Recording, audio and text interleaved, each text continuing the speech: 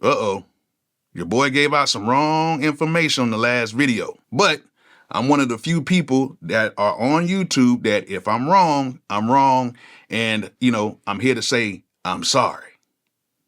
Shout out to all the guys who corrected me in the comments. I'll reply back to some of y'all. And then shout out to my homeboy who is an FL Studio user, and he is now an MPC user who actually called me about an hour and a half after I uploaded the video. And I showed him actually about a year and a half ago how to use the exact feature that I said that the MPC didn't have.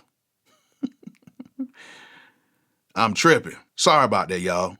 So let's go ahead and get to the video. Bolo!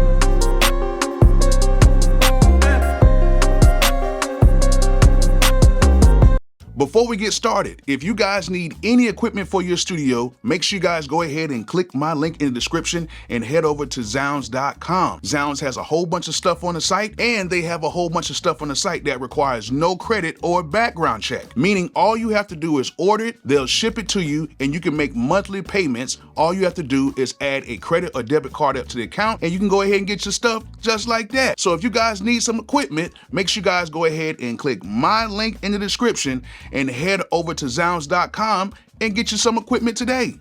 Also, you guys know I rock with analog cases because they make the best cases to protect your gear, and they make the most professional stands to protect your gear as well. And they just released a new travel backpack called the Track Pack. The Track Pack Travel Backpack. Wonder if you can say that 3 times in a row. But this is the ultimate musician's backpack to travel with. This is a professional musician's backpack. You can put your MPC Live 2 in there. You can put your Machine Plus, your Roland SP404. You can add in your MIDI controllers as well. And you even have a compartment to add your laptop in there too. And everything stays protected because this bag is heavily insulated with nothing but protection. And to make things even better, they have a whole bunch of compartments to where you can put your cords, your keys, your cell phones, hell, the kitchen sink if you want to put that in there too. So if you're a professional musician that is on the go, make sure you guys go ahead and check out this Track Pack Traveler's Backpack. I'm telling you right now, you will not be disappointed. Go ahead and click my link in the description to Analog Cases and save 10% today.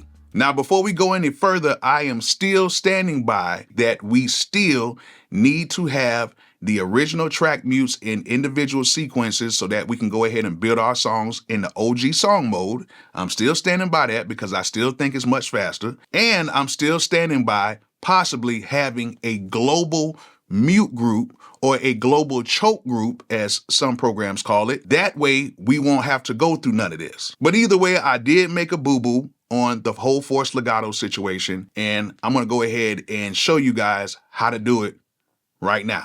So, sorry y'all, but for the ones who don't know how to do it, here we go.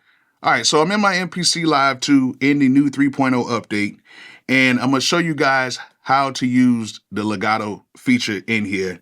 And once again, I'm sorry, y'all. I'm sorry. But right now I have a very simple beat right here. I have an 808 and I have a sub bass in here right now. And I'm gonna show you guys how to do this. Now, there is a few extra steps you got to do to get this thing to work right. So, it's still gonna take some time. That's why I'm so adamant about doing the mute tracks on the sequences, and I'm adamant about doing like a global mute group. It just makes things so much easier. So right now I have this 808 bass right here, and it's playing right here.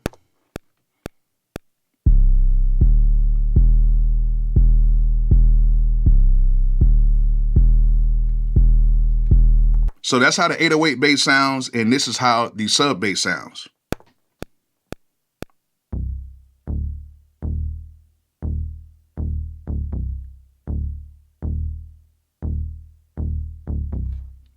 So what I'm gonna do now is I'm gonna double click right here on the arrangement, and I'm gonna double click right here, and it takes us into the 808 bass section right here. And as you guys can see, this is on a one-shot sample. So they're just little dots right here, but the bass will play all the way through because it's a one-shot sample. But it automatically cuts off because the poly is set to mono. And then once it plays all the way through and the next note comes, it'll automatically stop. Now, To be able to do this with two separate instruments, you're going to have to do a few things, and I'm going to show you guys right now. So first thing you have to do is you're going to have to go in here. You're going to have to highlight all of these notes, right? Highlight all the notes. And then what you can do on the MPC Live 2 or on any of the MPCs, press the TC right here.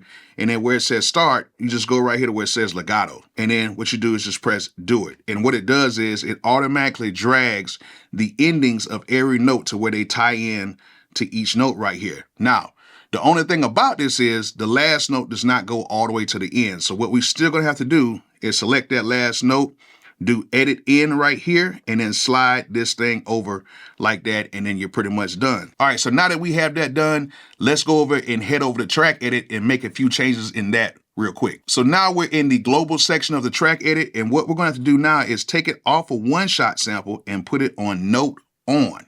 And that way, what will happen is as long as we're pressing on the note, it will play. And then we release the note, it automatically stops. But with note on and with the legato feature, it'll just play until the next note starts. So now that we have that done, we can go back to our main and then we can play this back, and then this is how it sounds.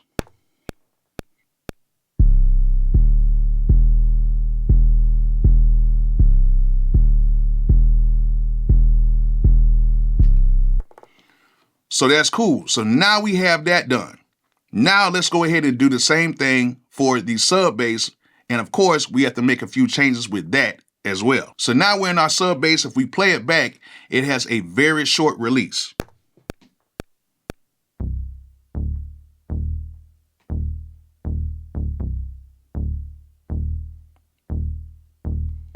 All right, so now we're in our sub bass. If you guys remember when we played it back the first time, it had a very short release. Now when we put this in legato, it's gonna make sure that the release is much longer.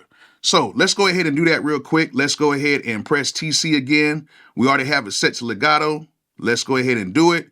And now it does the whole thing. Now I know when I did the 808 bass, I selected all the notes and then I pressed legato. I don't think you have to do that. So you don't have to, select all the notes. You can just go into the TC and select legato and it'll automatically do it for all the notes. But you're still gonna have to go ahead and stretch out that last note. So let's go ahead and go to that last note real quick, and we're gonna go ahead and select that one, and then we're gonna stretch that endpoint. So we're pretty much done. Okay, cool. So we got that done. Sounds pretty cool, but we do have to do one thing first. We have to go right into here. We can go right into our main or whatever, and then we're gonna have to edit a few things inside of the bass. So we can go to the first layer right here. We're gonna go to amp right here, and we wanna turn this release down, and we want to turn this decay down, okay? And then since this has two layers, we have to do this for the second layer as well. So we go right here, we're going to turn this decay down, and then we're going to turn this release all the way down. So that's the way I like for it to sound. Now, one thing that I do have to stress to you guys, if your bass or whatever you're using, the sound that you want to use is for staccato, if it has a reverb, or if it has any type of delay or any type of effect that kind of goes further than when the note stops, there's pretty much nothing you can do with that. You might can automate it or something like that. But pretty much with these basses and stuff like that, if you're trying to do this method, you can't have no reverbs or nothing like that because it's going to clash with the other sound. So you want to try to kind of stay away from the heavy reverbs and try to stay away from the heavy delays and stuff like that. So now that we got that done, this is how the bass sounds.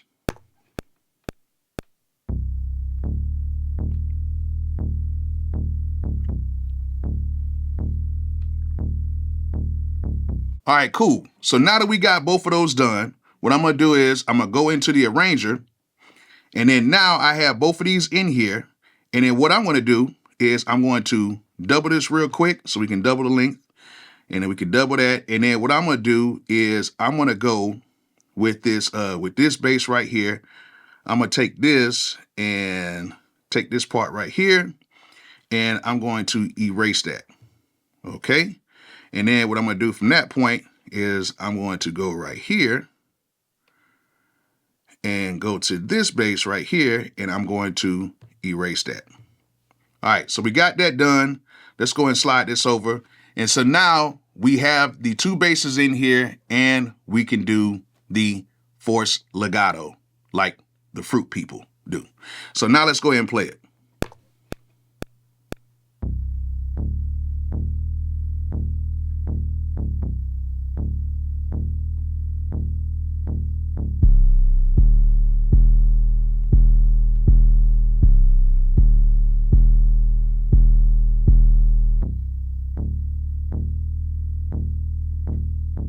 Now, as you guys can see, you can do it.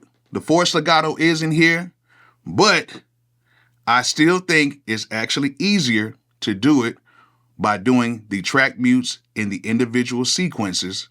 It's just much faster to do it, and you're sequencing the beat at the same time. Or if they add a global mute group. If they do a global mute group, it would make this so much easier, okay? I'm not a person who programs. I don't know how hard it is to do, but I know other programs have it. I know it's achievable, but you know, it's just something that's on the wish list. So I hope you guys accept my apology. I'm sorry I led y'all astray, but I'm one of the ones who are willing to say, hey, I'm sorry, and I'm here to correct myself on that. So either way, hope you guys enjoyed this video. Hope you guys learned something from it. And like I always say, peace out.